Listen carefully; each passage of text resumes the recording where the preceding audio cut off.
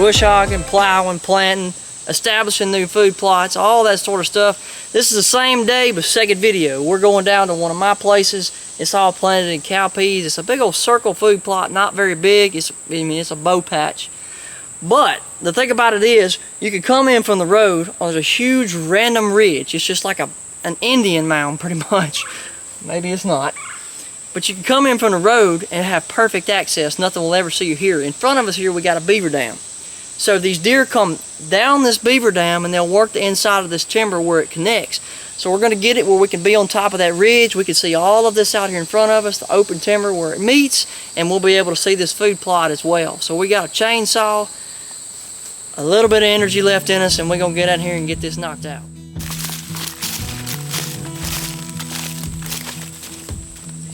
So we came in here about 2 weeks ago, sprayed this food plot, just broadcast these piggies over the top of it, and they look great. They're probably 8 to 10 inches. The deer haven't found them yet, which is good because they'll wipe this little plot out in a day. So we're finna open this up. We're finna get a good view of this from this ridge top.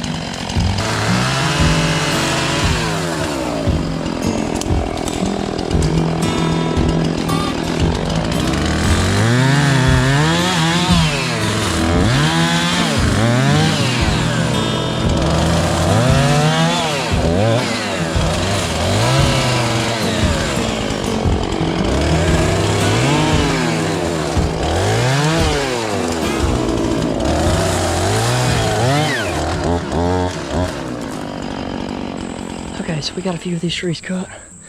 I'm gonna push them down just so I can kind of show y'all, get an eye view of what we're fixing to do.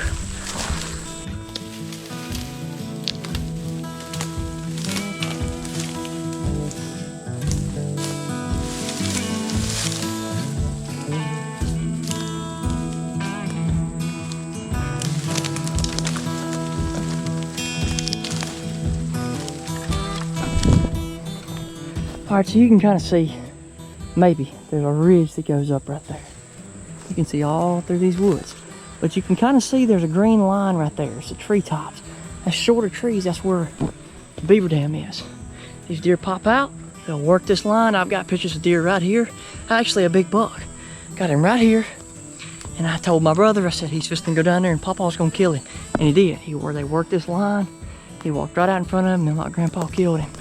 So we're gonna make it where we can hunt the food source and hunt the natural corridor these deer are traveling.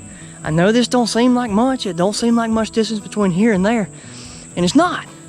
But 75, 80 yards makes a huge difference in being able to kill that buck or let him walk by. So that's why we're down here right now doing this, trying to get everything situated and worked out, get to all the noise right now.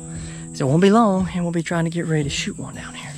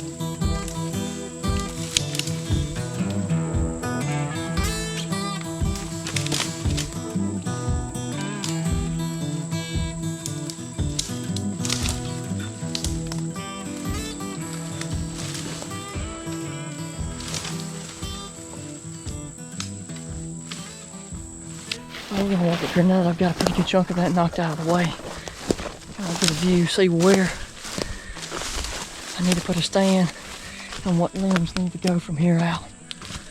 Wow, I like that white oak.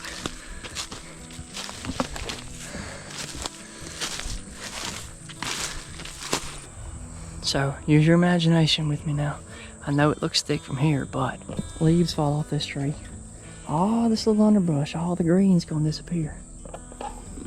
I still gotta clear a good bit to see the food plot, but you can probably get a glimpse of it here and there. This big pretty oak tree right here is big pretty wide. This whole ridge, this whole bottom, there's probably 50 or 60 within 100 yards right here of white oaks. And they cut all this timber back behind us. They're cutting all this timber a mile back here. They cut this timber right here to our left all this past year. There's a lot of stuff disappearing.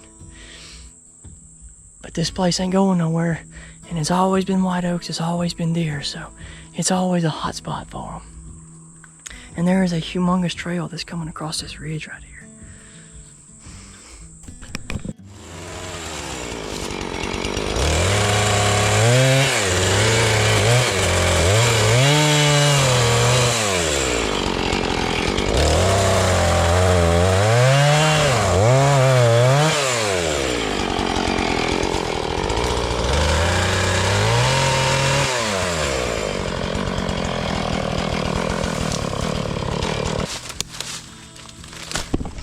All right, so now, just another update of where we are. You can see the tree now. There's a little old bitty tree right here, and then there's a kind of a curved tree, that white oak right there. Couldn't see that, there was a bunch here between us, but we've got that trimmed out. Still need to go that way with it a bit and kind of get some of this underbrush, but a lot of this stuff I'm gonna be able to get with a bush hog. Like this underbrush type of stuff, I'm more focused on going this way with it right now.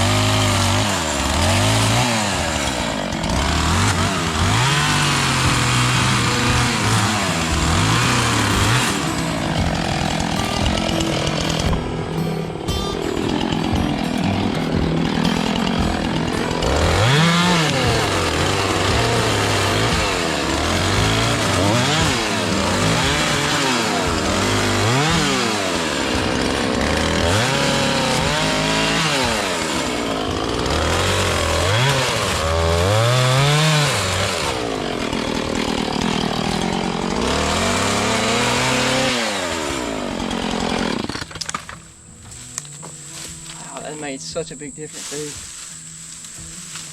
dude. It looks like there's way more in here to cut than it actually is. All this privet hedge is just so dang thick.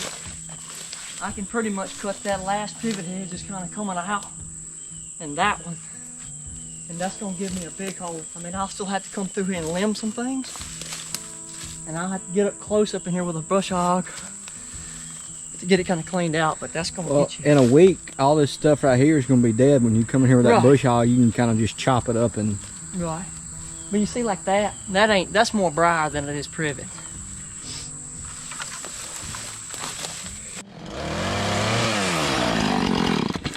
All right.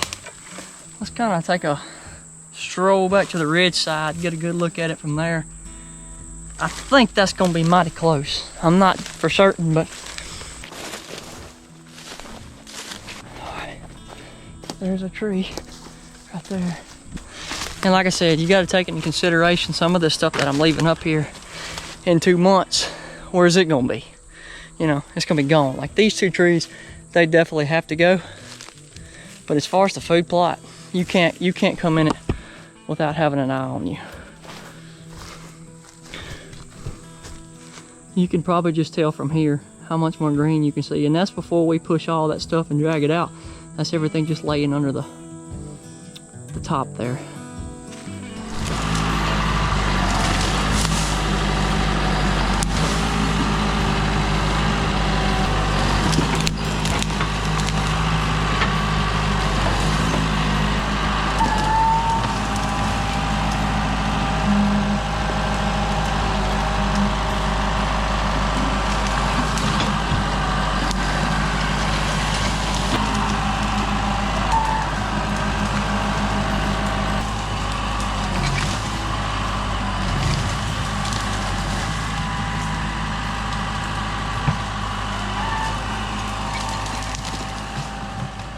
All right, well, this battery's about to die, but I brought the tractor down here, pushed this tree that we cut everything almost all the way through till the chainsaw ran out of gas. So I just took it and pressed it down and pushed it back and pushed back just a little bit right here. I can see around this food plot now. I can see a little bit better in here. I pushed some other dead stuff out of the food plot right there. And I got me some more gas from my chainsaw. I'm gonna go through and just kind of nitpick some of the little things that ain't too important but need to be out of the way because they could cause an issue. And that's gonna be about it for this.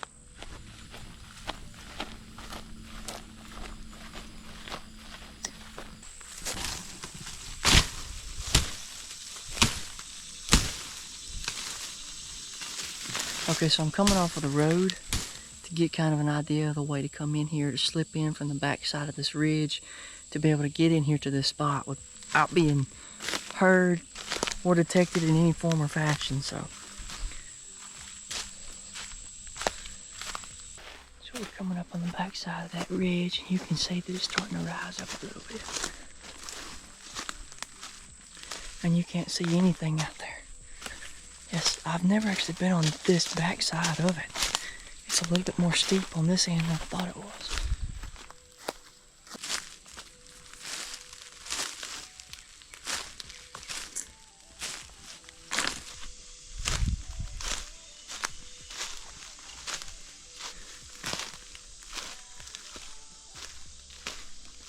So it really wasn't that bad. I thought it would be a lot more clear, but other than a couple trees down that you kind of got to tiptoe through and under and over, it's pretty wide open. You just come up to the top and drop down off that back side. Like I said, it's way more steep on that back end than I thought it was. Here's our tree. And you can really see that food plot now.